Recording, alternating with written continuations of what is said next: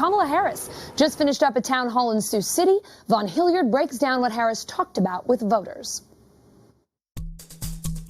Allison, Kamala Harris just wrapped up her last Iowa campaign event of this three-day swing here in Sioux City, Iowa. She's heading to the airport to go over to Houston, where she'll address a conference of teachers. Kamala Harris, over the last week, what she has done is essentially distinguish herself as the Democratic candidate in this race that is willing to take on other candidates. 1 week ago in Miami, she essentially took on Joe Biden in his past opposition to court-mandated busing back in the 1970s. And over the course of the last week, she has called on Joe Biden to acknowledge that he was wrong for having that position and for pushing legislation at the time that was anti-busing. And what has happened is Joe Biden has said that he's been taken aback by Kamala Harris's words, somebody that he references being a friend. And suddenly Kamala Harris, though, is making her pitch to these voters that this is about being able to prosecute the case against Donald Trump ultimately. What she is telling voters, and what voters say they want to hear, is that they want a fighter from this Democratic nominee. And just yesterday, last night actually, it was at an event down the road in Council Bluffs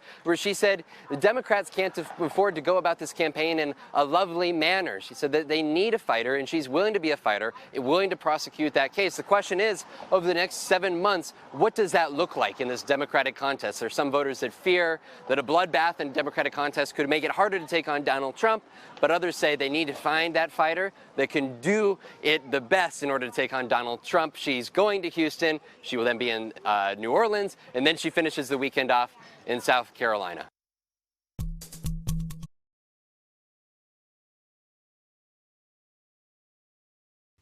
Hey, NBC News viewers, thanks for checking out our YouTube channel. Subscribe by clicking on that button down here and click on any of the videos over here to watch the latest interviews, show highlights, and digital exclusives. Thanks for watching.